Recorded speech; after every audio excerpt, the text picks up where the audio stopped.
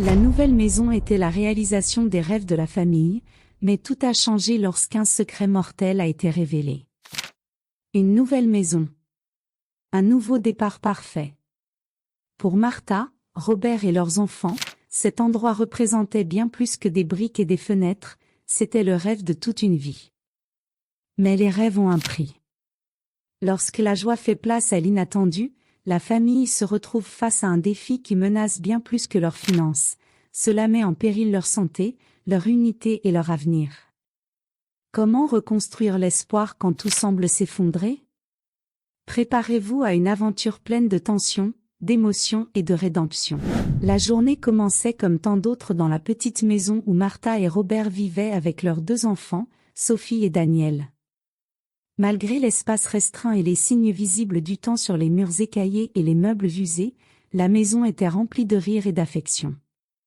Mais pour Martha, il y avait toujours un désir plus profond, le rêve d'un foyer où les enfants pourraient courir librement, où l'odeur d'humidité ne serait pas une présence constante.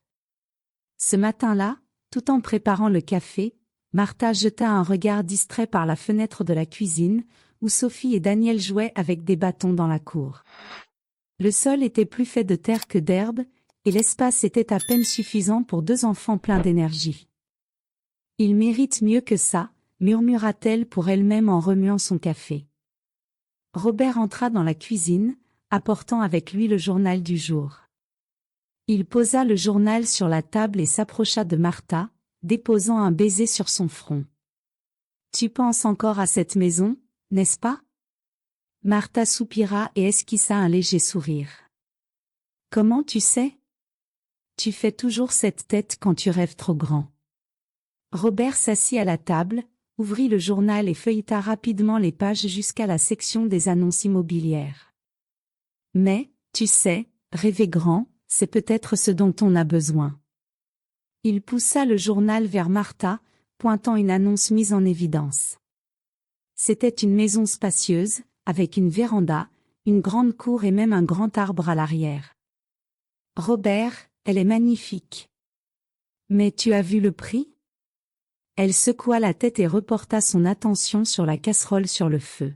« C'est hors de notre portée. » Robert prit sa main, interrompant le geste répétitif de remuer le café.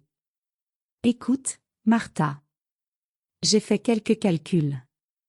Si on ajuste le budget et que je prends quelques heures supplémentaires au travail, peut-être que ce sera possible. Je ne dis pas que ce sera facile, mais je pense qu'on peut essayer. » Martha le regarda, les yeux embués. Elle ne savait pas si elle était plus émue par cette possibilité ou effrayée par le risque. Plus tard dans l'après-midi, ils décidèrent de visiter la maison. Sophie et Daniel étaient excités, courant autour de la voiture tandis que Robert se garait. Dès leur arrivée, Martha sentit quelque chose de différent. La maison semblait accueillante, avec ses grandes fenêtres et sa véranda peinte en blanc. Le jardin était tout ce qu'elle avait rêvé, vaste, avec assez d'espace pour que les enfants jouent sans craindre les voitures ou des voisins trop proches. « C'est comme si on était dans un autre monde », commenta Martha en parcourant le terrain. Les enfants coururent explorer l'intérieur, leur rire résonnant dans la maison vide. Robert suivit l'agent immobilier, inspectant les détails techniques, tandis que Martha resta dans le salon, regardant par la fenêtre de devant. « Maman !» Sophie arriva en courant. « J'ai une chambre rien que pour moi. Et elle est énorme. » Martha sourit. Voir la joie dans les yeux de sa fille fut l'élan dont elle avait besoin. Elle savait qu'en dépit des défis, cela valait la peine d'essayer. Sur le chemin du retour, la voiture était remplie de conversations animées. Sophie décrivait sa chambre avec des détails exagérés, tandis que Daniel, plus timide, écoutait en silence, mais avec un petit sourire sur le visage. Martha, cependant, était plongée dans ses pensées. De retour à la maison, après avoir couché les enfants, elle s'assit aux côtés de Robert dans le salon. « Tu penses vraiment qu'on peut y arriver ?» demanda-t-elle à voix basse. « Je pense qu'on peut tout réussir tant qu'on le fait ensemble », répondit-il en lui tenant la main. Martha sourit, toujours incertaine, mais avec une lueur d'espoir. Elle savait que le chemin serait difficile, mais ce rêve d'une nouvelle maison était plus qu'un simple désir, c'était une promesse d'une vie meilleure pour tous. Le matin était froid, mais le soleil brillait fort, annonçant un nouveau départ. Martha s'était levée tôt, le cœur battant d'anxiété. C'était le jour de la signature des papiers pour la nouvelle maison. Assise à la table de la cuisine, une tasse de café chaud entre les mains, elle regardait la pile de documents que Robert avait organisés la veille au soir. Tout semblait irréel. Difficile de croire qu'il n'était qu'à quelques heures de réaliser un rêve si lointain. Robert entra dans la cuisine, déjà habillé pour le rendez-vous avec l'agent immobilier. « Tu as bien dormi ?» demanda-t-il en posant ses mains sur ses épaules. « Plus ou moins », répondit Martha avec un sourire nerveux. « Je n'arrive toujours pas à croire que cela se passe vraiment. »« Ça se passe, Martha. Et tu sais pourquoi ? Parce que nous avons travaillé pour ça. Cette maison, c'est bien plus que des briques et du bois, c'est l'avenir de notre famille. » Ces mots apportèrent un léger soulagement à Martha. Elle savait que Robert avait raison, mais le doute et la peur d'échouer étaient toujours là, insistants. En arrivant au bureau de l'agent immobilier, ils furent accueillis par une chaleureuse poignée de main. La pièce avait une atmosphère formelle, avec des piles de documents et une légère odeur de papier neuf. Sophie et Daniel, assis sur des chaises en cuir pivotantes, étaient agités pendant que Martha et Robert passaient en revue les derniers détails. « Tout semble en ordre », dit l'agent en ajustant ses lunettes. « Il ne manque plus que votre signature ici. » Martha prit le stylo, le cœur battant. Elle regarda Robert, qui hocha la tête avec un sourire encourageant. Prenant une profonde inspiration, elle signa les papiers. « Voilà, c'est fait », annonça l'agent en serrant leurs mains. « La maison est officiellement à vous. » « Félicitations !» Sophie sauta de sa chaise. « Ça veut dire qu'on peut déménager aujourd'hui ?» Sa voix débordait d'enthousiasme. « Pas aujourd'hui, ma chérie », répondit Martha en riant. « Mais bientôt. » En sortant du bureau, Martha ressentit un mélange de soulagement et de peur. C'était une grande réussite, mais aussi une énorme responsabilité. Les jours suivants furent une course contre la montre. Martha commença à emballer des cartons avec l'aide des enfants, qui insistaient pour transformer le travail en jeu. Daniel remplit une boîte avec ses jouets préférés, mais s'arrêta en tenant un camion en plastique bleu. « Est-ce qu'il va aimer ma nouvelle chambre ?» demanda-t-il en serrant le jouet comme un ami. « J'en suis sûre », répondit Martha avec un sourire. « Il aura un espace rien qu'à lui. » Pendant ce temps, Robert s'occupait de la partie la plus compliquée, le financement. Il passa des heures au téléphone, négociant les délais et les taux, s'efforçant de maintenir le budget. Quand il termina enfin, il rejoignit Martha dans le salon, entouré de cartons. « J'ai réussi à obtenir un délai meilleur pour la première échéance, » dit-il en s'asseyant à côté d'elle. « Ça restera serré, mais je pense qu'on pourra respirer un peu. » Martha poussa un soupir de soulagement. « Robert, tu te rends compte de ce qu'on est en train de faire ? C'est énorme. » « Je sais, » répondit-il en prenant sa main. « Et c'est justement pour ça que ça en vaut la peine. » Le grand jour du déménagement, la famille se réveilla avant le lever du soleil. Le camion de déménagement arriva peu après, et Sophie et Daniel étaient tellement excités qu'ils eurent du mal à finir leur petit déjeuner. Pendant que les déménageurs chargeaient le camion avec les meubles et les cartons, Martha jeta un dernier coup d'œil à la maison qu'ils laissaient derrière eux. Elle parcourut les pièces vides, se remémorant les moments vécus ici, les premiers pas de Sophie, les nuits blanches avec Daniel bébé, les repas simples mais pleins d'amour. Martha essuya une larme avant que quelqu'un ne la remarque. « Maman, tu es prête ?» demanda Sophie en tirant sur la manche de sa robe. « Oui, ma chérie », répondit Martha avec un sourire. « Allons dans notre nouvelle maison. » En arrivant à la nouvelle maison, le soleil était déjà haut. Les enfants sortirent de la voiture en courant, explorant le jardin comme s'il s'agissait d'un parc d'attractions. Martha et Robert ouvrirent la porte pour la première fois en tant que propriétaires, et la sensation était indescriptible. Il y avait quelque chose de magique à mettre les pieds dans cet endroit en sachant qu'il leur appartenait désormais. « Martha, » dit Robert en la prenant dans ses bras, « c'est le début de quelque chose d'incroyable. » Elle le regarda, les yeux remplis d'espoir. « Oui, ça l'est.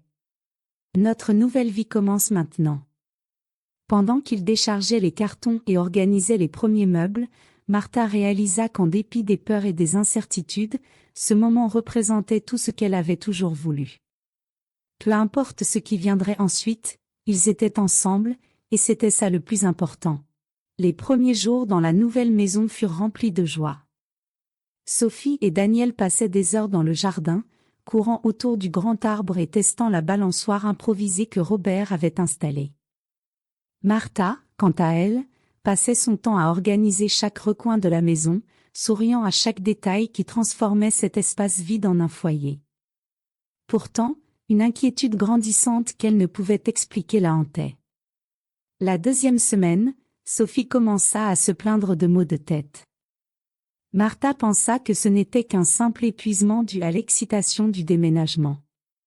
Elle donna un bain chaud à sa fille, la mit au lit plus tôt et pensa que cela suffirait. Mais dans les jours suivants, Daniel se mit à tousser fréquemment, une toux sèche et persistante qui ne s'améliorait pas. « Ce n'est qu'un changement de climat, » dit Robert pour rassurer Martha, mais elle sentait que quelque chose n'allait pas. Quelques jours plus tard, Robert commença à se plaindre d'une fatigue inhabituelle, qu'il attribuait à son travail intense et aux nuits mal dormies. Martha aussi commença à ressentir de légères douleurs dans le corps et une étrange sensation que l'air de la maison était plus lourd qu'il ne le devrait. Un soir, alors qu'elle préparait le dîner, Martha remarqua Sophie immobile à l'entrée de la cuisine. La petite fille tenait sa tête entre ses mains et semblait étourdie. « Maman, je ne me sens pas bien, » dit-elle d'une voix faible. Martha laissa tomber la cuillère et courut vers sa fille, qui s'évanouit dans ses bras. Ce fut un moment de pure panique. Robert aida à transporter Sophie jusqu'à la voiture, et ils se rendirent directement à l'hôpital. Aux urgences, les médecins examinèrent Sophie et conclurent qu'il s'agissait simplement d'un malaise temporaire. Ils prescrivirent du repos et une bonne hydratation. Martha tenta de se calmer, mais en tenant la main de sa fille endormie, une pensée inquiétante s'insinua en elle, ce n'était pas normal. Le lendemain matin, Daniel se réveilla avec une forte fièvre et une toux si violente qu'il peinait à parler. Martha ramena ses 2 enfants à l'hôpital. En attendant les résultats des examens, elle commença à faire des liens. Ce n'était pas une coïncidence si ses 2 enfants étaient tombés malades si rapidement. Et il y avait aussi Robert, de plus en plus épuisé, et elle-même, avec ce poids constant sur la poitrine. « Martha, » dit Robert, assis à ses côtés dans la salle d'attente, « tu crois que cela pourrait avoir un lien avec la maison ?» La question résonna dans son esprit. Elle pensa à l'humidité dans le sous-sol, aux petites taches sombres qu'elle avait remarquées dans la salle de bain, et à cette odeur étrange qui émanait parfois des murs. Quelque chose n'allait pas, mais elle ignorait encore quoi exactement. Cette nuit-là, tandis que Sophie et Daniel dormaient, Martha décida d'enquêter.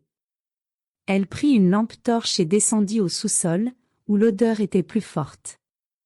Avec un couteau, elle gratta un morceau d'une tache sombre sur le mur et le mit dans un sac en plastique.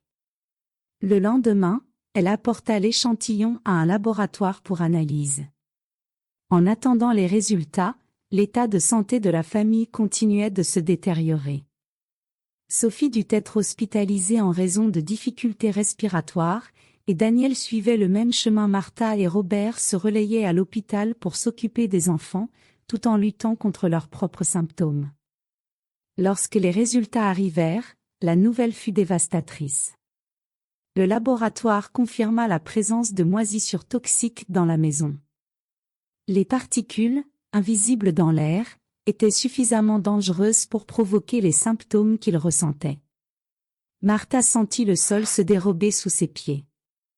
Comment quelque chose d'aussi invisible pouvait-il détruire sa famille? Elle appela immédiatement le spécialiste qui avait effectué l'analyse. Vous devez sortir votre famille de cette maison immédiatement, dit l'homme d'un ton sérieux. Ce type de moisissure peut causer des problèmes de santé graves, en particulier chez les enfants. Martha raccrocha et regarda Robert, assis à côté d'elle, le visage abattu. Nous devons quitter cette maison, Robert, dit-elle, retenant ses larmes. Cette maison est en train de nous tuer. Ce soir-là, tandis qu'il se préparait à transférer les enfants dans un hôpital spécialisé, Martha et Robert eurent la conversation la plus difficile depuis le début de cette aventure. Cela devait être notre rêve, dit Robert d'une voix brisée. Comment est-ce que cela peut arriver? Je ne sais pas, répondit Martha en luttant contre ses larmes. Mais je sais que nous devons sauver les enfants. La maison peut attendre. En emballant quelques vêtements et affaires essentielles, Martha sentit un nœud dans la gorge. Cette maison représentait tout ce qu'ils avaient rêvé, et maintenant elle se transformait en cauchemar. Mais en regardant Sophie et Daniel, qui dormaient difficilement sur le canapé du salon, elle savait qu'elle ferait tout ce qu'il fallait pour les protéger. La voiture filait sur la route alors que Martha et Robert se battaient contre le temps. Les enfants étaient hospitalisés, leur petit corps fragile luttant contre les effets dévastateurs de la moisissure toxique. À chaque kilomètre parcouru, le silence dans la voiture était rempli par la respiration lourde de Robert et les pensées frénétiques de Martha. « Nous avons besoin de réponses », murmura Martha, regardant par la fenêtre. Quelque chose de plus qu'une simple confirmation qu'il y a de la moisissure. Comment cela a-t-il commencé? Et pourquoi ne l'avons-nous pas remarqué avant? Robert, tenant fermement le volant, répondit d'un ton grave. Quoi qu'il en soit, nous allons découvrir la vérité. Peu importe le prix. Ils arrivèrent à la maison accompagnés d'un spécialiste de la qualité de l'air et d'un ingénieur en structure. Tous deux semblaient sérieux, vêtus de combinaisons de protection et équipés d'appareils de détection. Martha et Robert les observaient de l'extérieur pendant qu'ils entraient dans la maison pour commencer l'inspection. « L'odeur est plus forte ici, dans le sous-sol », cria le spécialiste en déplaçant une lampe de poche dans l'espace. Il pointa une grande tache sombre qui s'étendait dans un coin du mur. L'ingénieur s'approcha, éclairant la zone. Ce n'est pas seulement une infiltration. Il semble que la structure soit compromise. Il y a une défaillance dans le système d'étanchéité, ce qui permet à l'eau de s'infiltrer, expliqua l'ingénieur. Il sortit un appareil portable et commença à tester l'humidité des murs. En attendant, Martha tira Robert à l'écart. « Tu crois qu'on peut sauver la maison ?» demanda-t-elle, la voix tremblante d'inquiétude. « Je ne sais pas, Martha. Mais, honnêtement, pour l'instant, je ne pense qu'aux enfants. » Elle hocha la tête, essayant de retenir ses larmes. Le rêve de la maison parfaite semblait s'effondrer un peu plus à chaque seconde. Après des heures d'analyse, les spécialistes réunirent Martha et Robert dans la cuisine. L'odeur des produits chimiques et le poids de l'atmosphère rendaient l'air presque irrespirable. Le problème est étendu, commença le spécialiste. La moisissure toxique est présente dans plusieurs parties de la maison. La plus forte concentration se trouve dans le sous-sol, mais nous en avons également trouvé dans les murs de l'étage supérieur. Cela compromet la qualité de l'air que vous respirez. L'ingénieur ajouta, la cause principale est une infiltration chronique. Il semble que l'ancien propriétaire était au courant et ait tenté de cacher le problème avec des réparations superficielles. La structure de la maison est affectée, mais il est encore possible de corriger cela, bien que ce soit un processus coûteux et long. Martha sentit le sol se dérober sous ses pieds. Et nos enfants? Est-ce qu'ils vont s'en sortir? Le spécialiste hésita avant de répondre. Si vous les gardez éloignés de la maison et qu'ils reçoivent un traitement adéquat, leurs chances de rétablissement sont bonnes. Mais vous devez agir rapidement. Plus la maison reste dans cet état, plus le risque est élevé. Après le départ des spécialistes, Martha et Robert restèrent assis dans le salon, entourés par le silence. Les fenêtres étaient ouvertes pour tenter de ventiler l'air, mais l'odeur persistante semblait les narguer. Ils savaient, Robert, dit Martha, brisant enfin le silence. Ceux qui nous ont vendu cette maison savaient qu'elle était condamnée. Robert la regarda, les yeux remplis de colère et de culpabilité. J'aurais dû mieux vérifier. Je n'aurais pas dû faire confiance aussi facilement. Non, Robert. Ce n'est pas ta faute. Nous avons fait de notre mieux, tous les deux. Personne ne pouvait prévoir ça. Malgré ces paroles, Martha ressentait aussi une part de culpabilité. Peut-être aurait-elle dû prêter plus d'attention aux signes. Peut-être aurait-elle dû insister davantage avant de déménager. Maintenant, sa famille en payait le prix. Dans les jours suivants, Martha se plongea dans des recherches.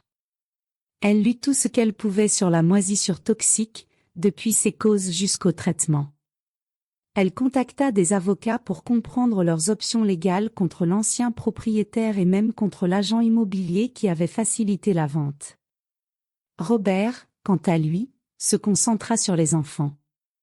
Il passait des heures à l'hôpital, au chevet de Sophie et Daniel, essayant de les distraire, même lorsque son énergie semblait à bout. Lors d'une de ses visites, Sophie prit la main de son père et demanda : « Papa, est-ce qu'on va rentrer à la maison ?» Robert resta silencieux un moment, la gorge nouée.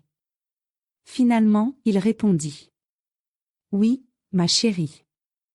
Mais seulement quand la maison sera prête pour toi et ton frère. »« Elle est malade, comme nous ?» demanda Daniel, écoutant la conversation depuis son lit voisin. Robert hocha la tête. « Oui. Mais on s'en occupe, comme les médecins s'occupent de vous. » Une semaine plus tard, Martha réunit tous les rapports et entama des négociations avec des entreprises spécialisées dans la décontamination de la maison. Le budget était effrayant, mais elle savait qu'il n'y avait pas d'autre solution. Ils avaient investi tout ce qu'ils avaient dans ce foyer et ne pouvaient pas simplement abandonner. Lorsque l'équipe commença le travail, Martha ressentit un mélange de soulagement et de désespoir. Le bruit des murs démolis résonnait dans la maison, chaque coup marquant la fin d'un chapitre et le début d'un autre. Elle resta silencieuse, observant les ouvriers retirer des morceaux de cette maison qui, il y a peu, symbolisait leurs rêves. « Nous allons reconstruire, Martha, » dit Robert en posant une main sur son épaule. « Ce n'est pas la fin. C'est juste un nouveau départ. » Elle prit une profonde inspiration et hocha la tête. « Oui. Pour les enfants. Pour notre famille. » L'hôpital était devenu un second foyer pour Martha et Robert. Les murs blancs et froids contrastaient avec les rires et les couleurs qui remplissaient autrefois le quotidien de la famille. Sophie et Daniel étaient dans des chambres séparées, recevant des traitements pour les problèmes respiratoires causés par la moisissure. Chaque jour était un combat, mais aussi un pas vers la guérison. Ce matin-là, Martha arriva tôt à l'hôpital, portant un sac rempli de dessins et de livres pour Sophie et Daniel. En marchant dans le couloir, elle aperçut Robert dans la salle d'attente, en conversation avec le médecin. Il avait l'air épuisé, avec des cernes profonds et les épaules affaissées. Lorsqu'elle s'approcha, le médecin se tourna vers elle. « Bonne nouvelle », dit-il avec un sourire encourageant. « Les enfants réagissent bien au traitement. Ils auront encore besoin de temps pour se rétablir complètement, mais ils sont hors de danger. » Martha sentit ses jambes trembler et attrapa la main de Robert pour se soutenir. Les larmes coulaient sur son visage alors qu'elle hochait la tête, soulagée. « Merci, docteur. Merci de vous occuper d'eux, » dit Martha d'une voix brisée. Robert la prit dans ses bras, la serrant fort. « Ils vont s'en sortir, Martha. Ils vont s'en sortir. » Dans les jours qui suivirent, l'amélioration des enfants devint évidente. Sophie recommença à dessiner des arbres et des étoiles avec ses crayons de couleur. Daniel, bien que toujours fragile, souriait davantage et demandait souvent à lire les livres que Martha lui apportait. Un après-midi, alors que Martha lisait une histoire à Daniel, il l'interrompit. « Maman, quand est-ce qu'on va rentrer à la maison ?» Martha ravala difficilement sa salive. « Dès qu'elle sera prête, mon chéri. La maison aussi a besoin de soins, comme toi. » Daniel réfléchit un instant. « Et si on rendait la maison encore meilleure qu'avant ?» Martha sourit en caressant son visage. « C'est exactement ce qu'on va faire. » Pendant que les enfants se remettaient, Martha et Robert partageaient leur temps entre l'hôpital et la maison. L'équipe de décontamination avançait dans les travaux, mais le processus était lent et éprouvant. Les murs intérieurs devaient être démolis, les poutres traitées, et tout le système de ventilation remplacé. « Ça va nous ruiner », dit Robert en analysant la dernière facture envoyée par les entrepreneurs. « Mais nous n'avons pas le choix. » Martha posa une main sur son épaule. « On récupérera l'argent, Robert. Ce qui compte, c'est que nos enfants aillent bien. On s'en sortira. » Robert soupira et acquiesça. Martha savait qu'il était à bout, mais elle savait aussi qu'il ne renoncerait pas. Une semaine plus tard, Sophie reçut son congé de l'hôpital. Ce fut un moment de célébration, mais aussi d'inquiétude, car Daniel devait encore rester sous surveillance médicale. En arrivant dans le petit appartement qu'ils avaient loué temporairement, Sophie regarda autour d'elle avec curiosité. « C'est bizarre, » dit-elle en tenant la main de Martha. « Ce n'est pas comme notre maison. »« Je sais, ma chérie. Mais ce n'est que pour un temps. Bientôt, nous serons de retour chez nous. » Sophie acquiesça et se mit à dessiner sur une feuille de papier. Lorsqu'elle eut fini, elle montra son dessin à Martha, une illustration de toute la famille, souriante, devant leur maison. « C'est ça que je veux, » dit Sophie. Nous, heureux, à nouveau. À l'hôpital, Daniel continuait sa convalescence. Il était plus joyeux, demandant constamment des nouvelles de la balançoire dans le jardin et de la chambre qu'il partageait avec Sophie. « Papa, tu crois que ma balançoire est encore là ?» demanda-t-il un soir. Robert sourit. « Si elle n'y est plus, on en construira une autre, encore plus solide. Tu es d'accord ?» Daniel rit légèrement et hocha la tête. « Elle pourra être plus haute ?» « Plus haute. Beaucoup plus haute. » Lorsque Daniel reçut enfin son congé, la famille se retrouva réunie dans l'appartement. Ce fut une soirée simple, où Martha prépara le plat préféré des enfants, et Robert raconta des histoires drôles pour les faire rire. Pour la première fois depuis des semaines, le son des rires remplit la pièce. Martha observa sa famille et ressentit un soulagement qu'elle n'avait pas éprouvé depuis longtemps. La bataille n'était pas terminée, mais ce moment était une victoire. Le lendemain matin, Martha et Robert emmenèrent les enfants voir la maison, même si elle était encore en rénovation. Sophie courut dans le jardin et s'arrêta là où la balançoire se trouvait autrefois. « Il n'y a plus de balançoire, » dit-elle, déçue. « Pas encore, » répondit Robert en s'accroupissant à ses côtés. « Mais il y en aura une. Je te promets qu'on reconstruira tout. » Daniel, quant à lui, regarda la maison pendant quelques minutes avant de se tourner vers Martha. « Elle ressemble toujours à notre maison. » Martha sourit. « Parce que c'est toujours notre maison, mon chéri. Même avec tous les changements, elle reste notre foyer. » Les mois suivants furent marqués par un travail intense et une transformation profonde. La maison, qui était autrefois un symbole de réussite mais aussi de souffrance, commença à se reconstruire, physiquement et émotionnellement. Les équipes de rénovation avaient terminé la décontamination, et c'était désormais à Martha et Robert de redonner vie à cet endroit. Ce matin-là, une odeur de peinture fraîche flottait dans l'air tandis que Martha peignait les murs du salon d'une teinte jaune douce. Sophie était à ses côtés, tenant un petit rouleau de peinture dans ses mains pour ajouter les touches finales. « Maman, cette couleur ressemble au soleil », dit Sophie avec un large sourire. « Exactement, ma chérie.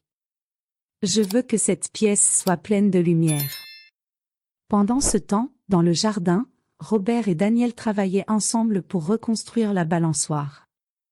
Robert martelait les poutres en bois, tandis que Daniel, assis à côté, tenait les vis. « Papa, cette balançoire sera plus solide, hein ? » « Ce sera la balançoire la plus solide du monde », assura Robert en essuyant la sueur sur son front. « Et aussi la plus haute, comme tu l'as demandé. » À la fin de la journée, la famille se retrouva dans le salon, entourée de cartons encore non ouverts, mais avec des sourires sur leurs visages. Martha posa une carafe de limonade sur la table et s'assit à côté de Robert, tandis que les enfants jouaient avec des pinceaux. « Tu crois qu'on a terminé ? » demanda Robert en regardant Martha. « Non. Il nous reste encore beaucoup à faire, » répondit-elle.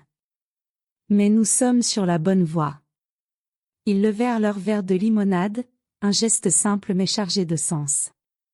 Cette maison, qui avait failli les détruire, était en train de devenir quelque chose de nouveau. Dans les jours suivants, chaque membre de la famille contribua à transformer cet espace en un véritable foyer. Sophie insista pour accrocher ses étoiles brillantes au plafond de sa chambre, tandis que Daniel choisit un thème spatial pour décorer la sienne. Martha et Robert travaillèrent ensemble pour organiser la cuisine et le salon, recréant les espaces qui étaient auparavant le cœur de leur maison. Une nuit, alors que Martha rangeait les ustensiles dans la cuisine, Sophie entra en courant. « Maman, je peux accrocher mon dessin sur le frigo ? » Martha sourit. « Bien sûr, ma chérie. »« Lequel ?» Sophie montra le dessin qu'elle avait fait à l'hôpital, toute la famille, souriante, devant la maison. Martha fixa le dessin au réfrigérateur avec un aimant et le regarda pendant quelques secondes. « C'est notre nouveau départ, » murmura-t-elle, comme si elle se parlait à elle-même. Au fil du temps, la maison reprit vie. Les rires des enfants remplirent à nouveau les pièces, et le jardin redevint l'endroit préféré de Sophie et Daniel. Sur la balançoire récemment reconstruite, ils se relayaient en criant de joie tout en se balançant plus haut que jamais. « J'avais dit que ce serait la plus solide du monde », s'exclama Robert en riant, tout en poussant Sophie. Martha observait depuis la véranda, un sourire serein sur le visage. Elle se sentait reconnaissante pour chaque petit moment, chaque victoire, et surtout pour avoir sa famille à ses côtés. Le dernier dimanche avant de reprendre leur routine, la famille organisa un petit pique-nique dans le jardin. Martha prépara des sandwichs, Robert fit de la limonade, et les enfants aidèrent à installer la nappe sur l'herbe. Pendant qu'ils mangeaient, Daniel pointa la maison. « Elle a l'air différente maintenant. »« C'est parce qu'elle est différente, » répondit Martha. « Mais le plus important, c'est qu'elle reste la nôtre. » Robert acquiesça. « On a reconstruit cette maison comme on a reconstruit notre vie. Ça a été difficile, mais on y est arrivé. » Sophie, la bouche pleine de gâteaux, regarda ses parents et dit « Maintenant, c'est la maison la plus solide du monde. » Comme la balançoire. Tout le monde éclata de rire, et Martha sentit une vague de paix l'envahir. Ils avaient surmonté des épreuves inimaginables, mais ils étaient là, ensemble, plus forts que jamais. Ce soir-là, tandis qu'ils mettaient les enfants au lit, Martha et Robert restèrent un moment dans leur chambre, observant les étoiles brillantes au plafond. « Tu crois qu'on y est arrivé maintenant ?» murmura Martha. Robert passa son bras autour d'elle. « Oui. Parce que, quoi qu'il arrive, cette maison n'est pas qu'un assemblage de briques et de bois. C'est l'endroit où nous sommes ensemble. » Martha sourit et posa sa tête sur son épaule. Ils quittèrent la pièce main dans la main, éteignant les lumières et laissant les étoiles briller pour Sophie et Daniel. Cette maison, qui avait été un symbole d'espoir puis de douleur, était devenue un emblème de résilience et d'amour. Martha savait que les cicatrices du passé seraient toujours là, mais elle faisait désormais partie d'une histoire de dépassement. Le foyer était à nouveau complet, non parce qu'il était parfait, mais parce que la famille était unie, et c'était tout ce qui comptait.